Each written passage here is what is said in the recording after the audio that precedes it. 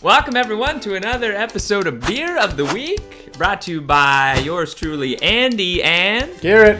We have a super fun, delightful, sour beer to showcase today for all you sour heads. The Just Because Sour from our friends at Counterpart Brewing in beautiful Niagara Falls. Garrett, tell us a little bit about this fruity sour.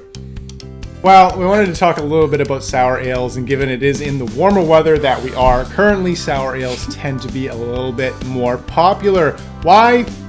Who knows? Maybe it's something to do with the fruit and the aspect of fruit growing in hotter climates. Who knows? In any case, usually sour beers tend to be a little bit more popular in the warmer months. So this one is a fruited sour beer from Counterpart, as Andy mentioned. And we're going to talk a little bit about sour beers and how they relate to fruit beers, so for the most part. So typically sour beers will have a fruit associated with them. You won't see too often that you'll see a sour beer that is just sour on its own. There's typically a fruit involved. Mind you, there are some beers that just have the sour component. And when we're talking about sour fruited beers, there's a number of different ways you can approach it. And some people are big fans of sour fruited beer or fruited beer in general, and some people aren't.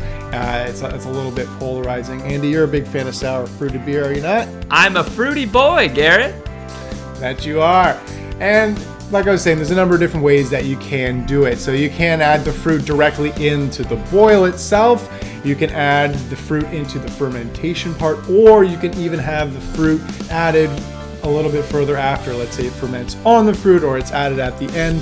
Something to the effect of what's known as a slushy beer or slushy sour, which you've actually seen be pretty popular here in Southern Ontario over the last couple months.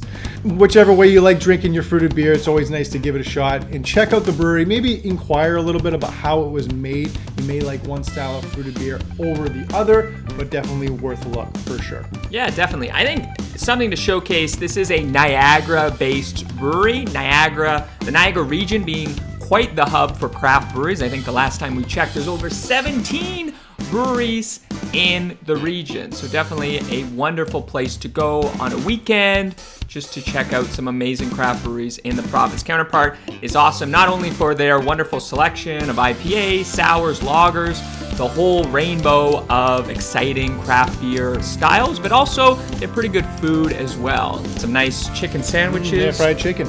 So be sure to check out Counterpart Brewing. We're gonna have a little bit of a little bit of beer, a little bit of sour fruited beer, shall we? Let's crack it open.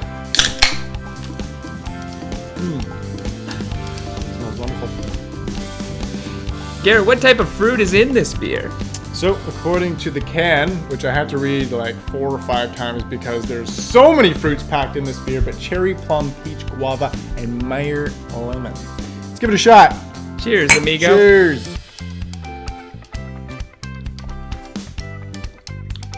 As a fruity boy, I'm sure you can take full advantage of this style of beer. It's delicious, packed with lots of juiciness. So good. Sour, fruity, sugary. What else would you want in a delightful summer sour? Agreed. Well, that's it for another episode of Beer of the Week. We'll see you again next week. Until then, craft beer is here.